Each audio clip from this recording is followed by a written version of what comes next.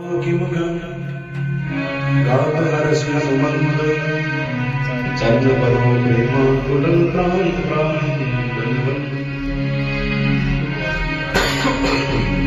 हनुमान जी महाराज एक सीख मनुष्य समाज में देते हुए वो समझ लिखी हुई कि जब कोई आपा ने बड़ाई करेगी तो बेटे बापा ने काई गड़बड़ चीजें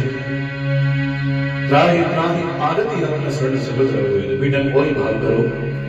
क्या बड़ाई आपा ने नहीं परमात्मा ने हनुमान जी महाराज भाई भाव करते हुए सुनि प्रभु वचन बिलो की मुगंगात हरस हनुमंद चरण बनो प्रेमा कुला त्राहि त्राहि भगवंत सियावर रामचंद्र पति जय सदनम बरु जय सिया राम जय सिया राम जय सिया राम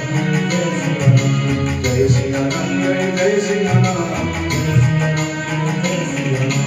बार बार प्रभु चरण धावा प्रेम मगन तई उठ बन भावा प्रभु गण पंकज अभिवेशी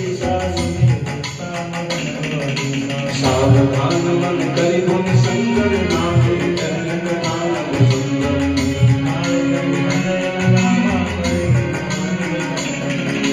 कहु बिरामन मालिक नंदा करि विघ्न भंग प्रभु प्रसन्न जाना हनुमाना